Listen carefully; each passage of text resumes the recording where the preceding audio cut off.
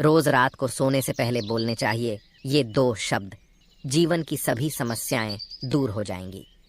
दोस्तों, इस प्राचीन ऐसे ही कथा के ज्ञानवर्धक माध्यम वीडियो से देखने के लिए हम हमारे आपको चैनल को बताते हैं सब्सक्राइब करें। कि रोज रात को सोने से पहले कौन से 2 शब्द बोलने चाहिए, इन शब्दों का इतना महत्व क्यों है और ये 2 शब्द बोलने से कौन कौन से फल मनुष्य को प्राप्त होते हैं। तो इसे जानने के लिए आप इस प्राचीन कथा को पूरा जरूर सुने। इस कथा को सुनने मात्र से ही मनुष्य के जीवन के सभी कष्ट समाप्त होते हैं। तो चलिए शुरू करते हैं।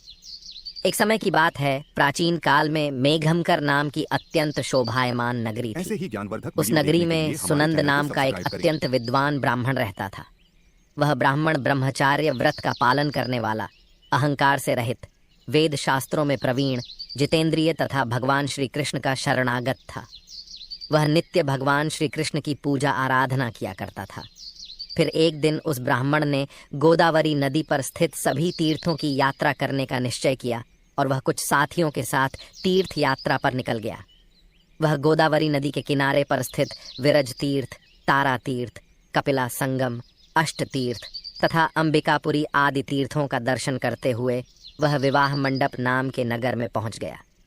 उस नगर में पहुंचने पर वह उस नगर के प्रत्येक घर में जाकर ठहरने के लिए स्थान मांगने लगा। वह प्रत्येक घर पर जाता और लोगों से एक रात में ठहरने के लिए थोड़ी सी जगह मांगता, किंतु उस नगर में रहने वाले किसी भी व्यक्ति ने उस विद्वान ब्राह्मण को ठहरने के लिए स्थान नहीं दिया, जिस कारण से वह बहुत उदास हो गया। फिर वह सुनंद गांव के मुखिया के पास गया और उससे एक रात्रि तक ठहरने के लिए जगह मांगने लगा। तो उस गांव के मुखिया ने बड़ी ही चालाकी से उस ब्राह्मण को एक धर्मशाला दिखा दी और कहा, हे ब्राह्मण देवता, आप और आपके साथी उस धर्मशाला में रुक सकते हैं। मुखिया की बात सुनकर सुनंद को बड़ी प्रसन्नता हुई। वह अपने साथियों के साथ उस धर्मशाला के पास गया तो देखा उस धर्मशाला में कोई नहीं है। वह धर्मशाला वीरान पड़ी है। एक पक्षी भी उस स्थान पर दिखाई नहीं पड़ रहा था। ब्राह्मण ने सोचा, यह जगह तो बहुत ही वीरान है। न कोई मनुष्य है, न कोई पशु है और न कोई पक्षी। अवश्य यह जगह श्रापित होगी। इस जगह पर जरूर कोई बुरी शक्ति का वास है। इतना सोचते हुए वह भगवान का नाम लेते हुए उस धर्मशाला में रहने के लिए चला गया। ब्राह्मण और उसके सभी साथी उस धर्मशाला में रात्रि के लिए सो गए। फिर दूसरे दिन जब वह सुनंद ब्राह्मण उठा तो वहां का दृश्य देखकर उसे बड़ा आश्चर्य हुआ। उसके सभी साथी गायब थे। कहीं पर भी कोई नजर नहीं आ रहा था। उस सुनंद ने चारों ओर देखा, लेकिन उसे कोई भी नजर नहीं आया। उसने आवाज भी लगाई, लेकिन किसी ने कोई जवाब नहीं दिया, जिससे सुनंद बहुत दुखी हो गया। वह सोचने लगा, मेरे साथी अचानक कहाँ गायब हो गए? कहीं उनके साथ कोई अशुभ घटना तो नहीं घटी? फिर वह सुनंद ब्राह्मण अपने साथियों को खोजने के लिए नगर में चला गया तो रास्ते में उसे वह गांव का मुखिया मिला। जैसे ही मुखिया ने उस सुनंद ब्राह्मण को जीवित देखा तो मुखिया को बड़ा आश्चर्य हुआ और वह मुखिया उस सुनंद के पास आकर बोलने लगा, हे ब्राह्मण देवता, आप अवश्य कोई महात्मा दिखाई पड़ रहे हो। आप दीर्घायु और मनुष्यों में सर्वश्रेष्ठ कोई पवित्र आत्मा हो। वह ब्राह्मण अकेला ही उस धर्मशाला से जीवित बाहर आया था, जिस कारण से मुखिया को लगा ये अवश्य कोई महान व्यक्ति है।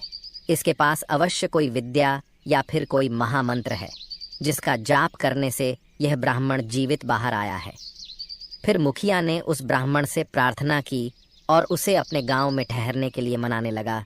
हे ब्राह्मण देवता, जब तक आपके साथी नहीं मिल जाते आप हमारे साथ ही रुकिए, मैं आपकी सेवा करूंगा। ऐसा कहकर उस मुखिया ने उस ब्राह्मण को अपने घर में स्थान दिया और उसकी बड़ी सेवा करने लगा। फिर कुछ दिन बीतने के बाद वह मुखिया उस ब्राह्मण के पास रोता हुआ आ गया और कहने लगा, हे ब्राह्मण देवता, रक्षा करो। कल रात में एक राक्षस ने मेरे पुत्र को चबा लिया है। मेरा पुत्र बड़ा ही गुणवान और भक्तिमान था। उस मुखिया की ऐसी बात सुनकर सुनंद ब्राह्मण ने पूछा, हे भाई, कहाँ है राक्षस? किस प्रकार से उस राक्षस ने तुम्हारे पुत्र का भक्षण किया है? तुम मुझे बताओ, वह राक्षस कहाँ रहता है? मैं अवश्य तुम्हारी सहायता करने का प्रयास करूंगा। वह मुखिया कहने लगा, हे ब्राह्मण देवता, इस नगर के पास जंगल में एक बड़ा भयंकर नरभक्षी राक्षस रहता है। वह रोज रात को आकर इस नगर के मनुष्यों को खा लिया करता था। फिर एक दिन समस्त नगर वासियों ने उस राक्षस से विनती की कि वह इस नगर के लोगों को ना खाएं। हम तुम्हारे लिए भोजन की व्यवस्था कर देते हैं। जो भी लोग बाहर से इस गांव में रुकने के लिए आते हैं उन्हें हम उस धर्मशाला में रुकने को कहेंगे और तुम उन लोगों को खा लेना। उस राक्षस ने हम नगरवासियों की बात मान ली और जो भी रात को उस धर्मशाला में रुकता है तो वह राक्षस उन्हें खा लेता है। हमने अपने नगरवासियों की जान बचाने के लिए ही ऐसा किया। फिर हे ब्राह्मण देवता, आप अपने साथियों के साथ इस नगर में पधारे और हमने आपको उस धर्मशाला में रुकने के लिए कहा ताकि वह राक्षस आपका और आपके साथियों का भक्षण कर सके, किंतु उस राक्षस ने आपको छोड़कर आपके सभी साथियों को खा लिया। कृपया आप मुझे क्षमा करें, मैंने नगरवासियों के प्राण बचाने के लिए ही ऐसा किया, किंतु उस दिन उस राक्षस ने आपको छोड़कर सभी को खा लिया।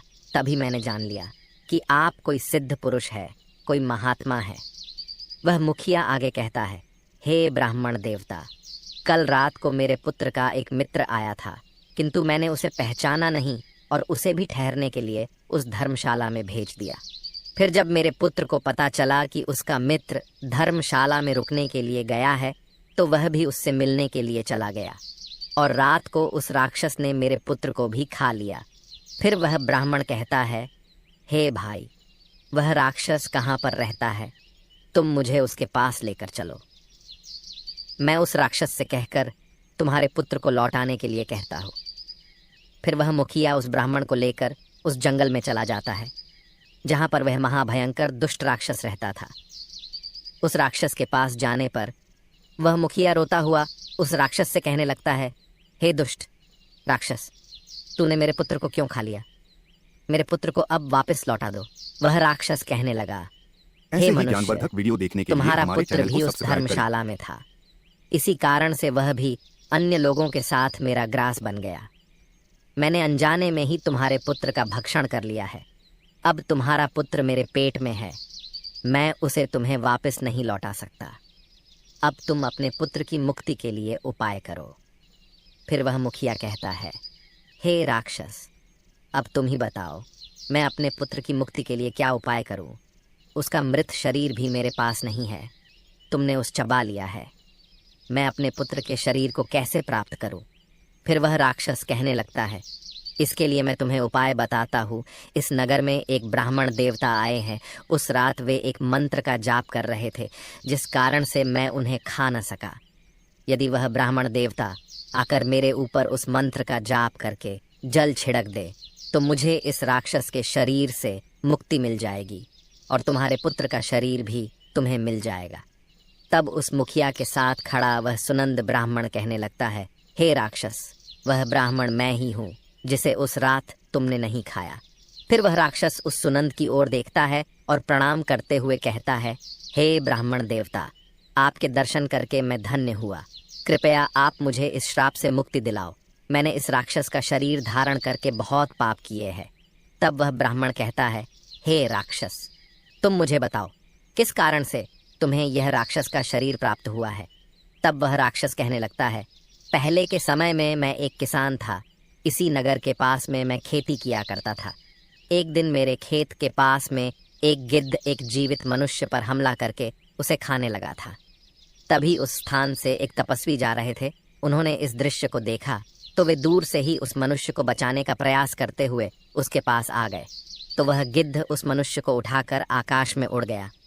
उस तपस्वी को मेरे ऊपर बहुत गुस्सा आ गया और उन्होंने मुझे श्राप देते हुए कहा, अरे दुष्ट पापी मनुष्य, तेरे सामने वह गिद्ध उस कमजोर मनुष्य को खा रहा था, किंतु तूने उसकी सहायता नहीं की।